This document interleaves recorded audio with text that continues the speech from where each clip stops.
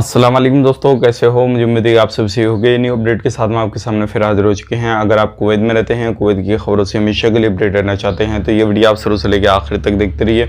इस वीडियो के अंदर मैं आपको कुछ जानकारी देने वाला हूँ जो कि फ़्लाइट के हवाले से है, बुकिंग के हवाले से है और कितने पैसेंजर, कितने लोग जो है वो कल की डेट में कुवैत के अंदर एंट्री करे हैं। और कोरोना वायरस की रिपोर्ट है जो कि मैं आपको बताने वाला हूँ। कुछ ऐसे लोग हैं जो कि काफ़ी ज़्यादा सवाल जवाब कर रहे हैं और वो पूछ रहे हैं कि अभी हम कुवैत के अंदर एंट्री कर सकते हैं या नहीं। वो कौन से लोग हैं, ज़रूर आप इस वीडियो को आप शुरू से लेकर आखिर तक देखिए। चाहे आप कुवैत में रहते हैं या फिर कुवैत से बाहर रहते हैं, हो सकता है आपका भी इस तरीके का कोई सवाल हो। तो चलिए फिर बिना देरी के वीडियो शुरू करते हैं। लेकिन उससे पहले मैं आपको बता देता हूँ, चैनल पर हमारे पहली बार आए हैं, चैनल को सब्सक्राइब करें और साथ ही साथ बेल आइकन ज़रूर प्रेस कर दें ताकि हमेशा आपको इसी तरीके से अपडेट मिलती रहे। तो सबसे पहले हम बात कर लेते हैं पिछले 24 घंटे की कोरोना वायरस रिपोर्ट के बारे में।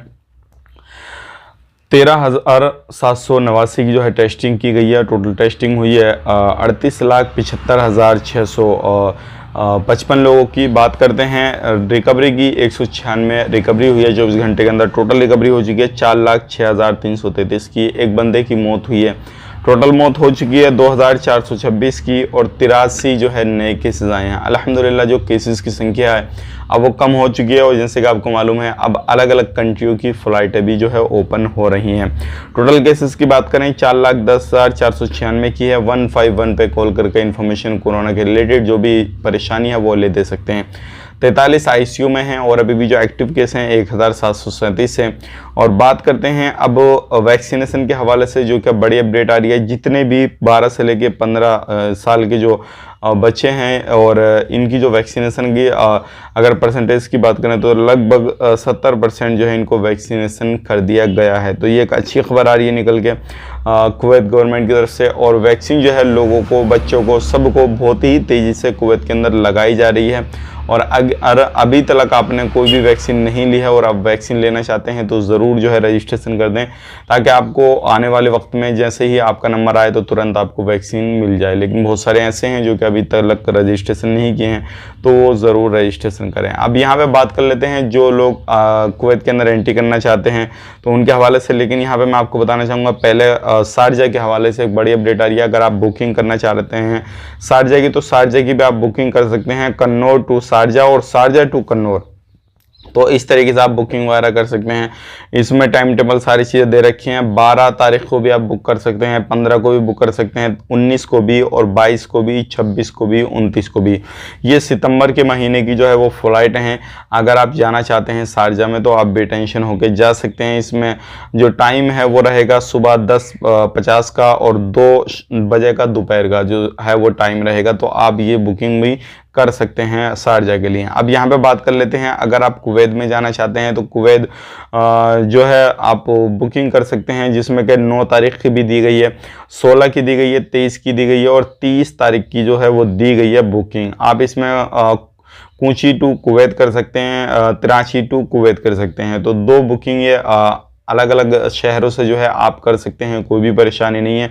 डेट मैंने आपको बता दी है और मैं आपको डेट बता देता हूं जो कि आपके लिए काफ़ी ज़्यादा आसानी हो जाए अगर आप बुक करना चाहें तो। जिसमें कि और बताया गया है इसमें भी आप जो है जो ये पहले बुक मैंने आपको बताई थी, ये जजीरा एयरवेज़, कुवैत एयरवेज़, अलग अलग जो फ़्लाइटें हैं वो हैं। लेकिन एयर इंडिया एक्सप्रेस के अगर आप बुक करना चाहते हैं तो Chennai to Kuwait, Chennai to जो है कुवैत आप आराम से बुक कर सकते हैं। और इसमें जो है सबसे पहली जो फ़्लाइट है ये 12 को निकलेगी, दूसरी जो निकलेगी वो 19 को निकलेगी, तीसरी जो निकलेगी 26 तारीख को निकलेगी। ये इसमें जो आपके प्राइस हैं वो भी काफ़ी ज़्यादा कम लगेंगे तो इसमें टेंशन लेने वाली बात भी नहीं है। और दूसरी जो फ़्लाइट अगर आप कुवैत से चेन्नई आना चाहते हैं तो कुवैत टू चेन्नई में आ सकते हैं 12 तारीख को। और कुवैत टू चेन्नई अगर जाना चाहते हैं वाय तिरुवनंतपुरम तो आप इसमें भी जा सकते हैं बाया होके। और इसकी जो फ़्लाइट रहेगी 19 को और 26 को रहेगी। कुवैत टू तिरुवनंतपुरम तो आप इसमें भी जाना चाहें तो आप 19-26 को इसमें भी जा सकते हैं, कोई भी परेशानी नहीं है। डायरेक्ट फ़्लाइट भी है, बाया होकर फ़्लाइट भी है, तो ये भी आपके लिए एक फ़्लाइट है। आप इसमें भी जाना चाहें तो इसमें भी जा सकते हैं। तो ये कुछ जानकारी थी फ़्लाइट के हवाले से जो मैंने आप तक शेयर की।